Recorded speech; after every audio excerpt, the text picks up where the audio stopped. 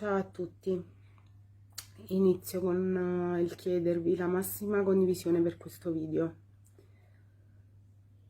Per me è molto importante, è difficile da fare. Come molti sanno, io ho perso mio figlio Vincenzo circa 2 anni fa. Mio figlio è stato curato partendo da agosto 2019 con il primo accesso al pronto soccorso per bronchite asmatica e adenoidi. Da agosto 2019 fino ad aprile 2020 abbiamo effettuato più di 5 accessi al Santo Bono, senza contare le visite private con specialisti come otorino, pneumologo, la sua pediatra che l'ha visto nascere e l'ha visto crescere. La diagnosi per tutti era sempre uguale: bronchite asmatica o adenoidi. Mi davano anche libera scelta. Il problema è che mio figlio più andava avanti più peggiorava. I problemi respiratori sono aumentati, in più c'era l'inappetenza, riusciva a perdere anche 4-5 kg nell'arco di poche settimane. Nelle cure che mi venivano date c'era sempre il cortisone, che ha agevolato il nascondersi della malattia. Il 1° aprile l'abbiamo portato noi di nostra spontanea volontà a fare un RX, dove si è scoperto che aveva un collasso del polmone.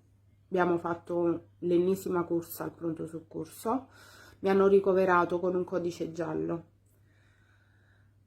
Finalmente hanno dato le attenzioni che dovevano dare a mio figlio dal primo momento, e la sera del 1° aprile mi hanno detto che mio figlio aveva una massa. Io ho trascorso l'ultima notte in rianimazione con mio figlio, promettendogli che sarebbe tornato a casa, ma ciò non è avvenuto. Il 2 aprile mattina ci hanno detto che mio figlio aveva un linfoma non Hodgkin di tipo T e aveva l'1% di possibilità di uscire vivo dall'ospedale.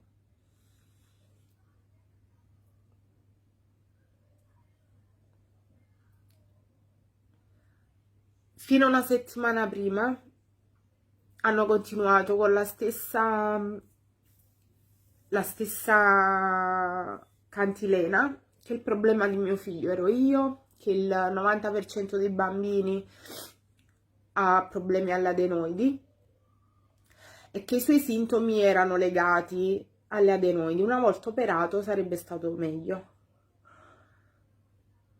Il problema era che non erano le adenoidi, sono stati superficiali, menefreghisti. Io non credo di riuscire ad avere giustizia per mio figlio, perché la legge non è uguale per tutti. Mio figlio era un'anima buona, forse troppo buona per questo mondo. Però io vi chiedo, dopo questo video io farò i nomi dei dottori che hanno visitato Vincenzo. Vi chiedo umilmente che se vi capita per qualsiasi cosa di incontrare queste persone, di affidargli i vostri figli, non lo fate, perché a me mi hanno rovinato la vita. Voi ci avete ancora scelta. Il problema per loro sono stata io dal primo momento. Il mio è un senso di colpa che mi porterò per tutta la vita, perché fino all'ultimo istante io gli ho detto che sarebbe tornato a casa sua. E invece non gli ho potuto dire neanche addio.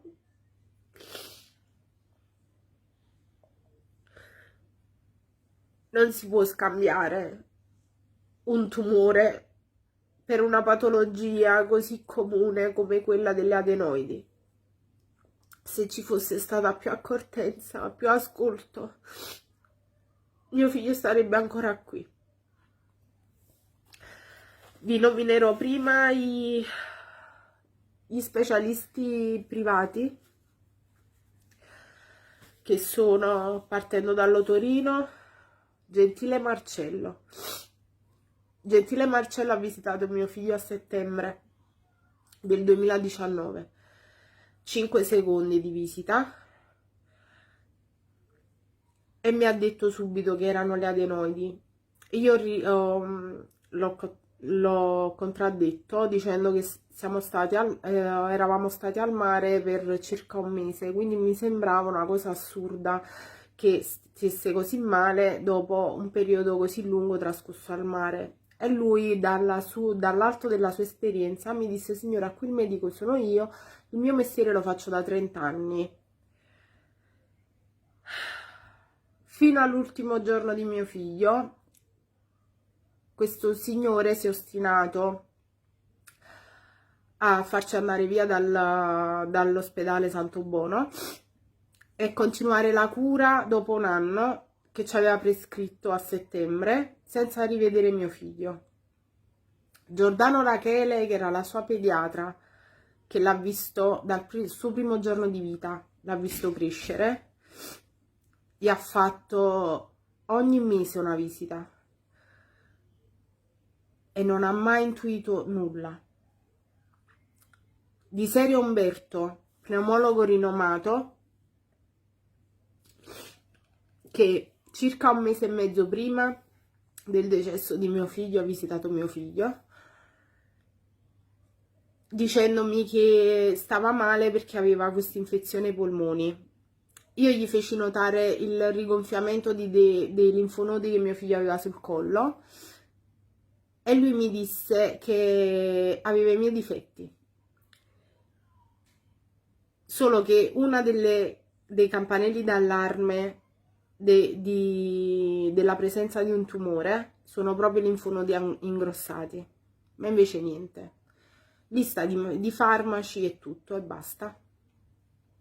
Del Santo Bono, dove siamo stati ogni 15 giorni, facevamo un accesso, ogni 15-20 giorni stavamo lì, perché appena finiva la cura di cortisone mio figlio ritornava a stare male, si presentavano sempre nuovi sintomi. Maglione Marco, Turco Rossella, Schiavone Yolanda, Sant'Agata Rosario, Cinquegrana Giovanni.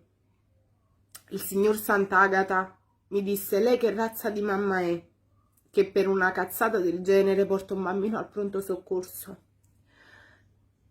E io gli dissi: dottore, quale parte di mio figlio non riesce a respirare? Non riuscite a capire? Io gli ho presentato i video a tutti, dove si vedeva la fatica che faceva mio figlio a respirare ogni singolo giorno.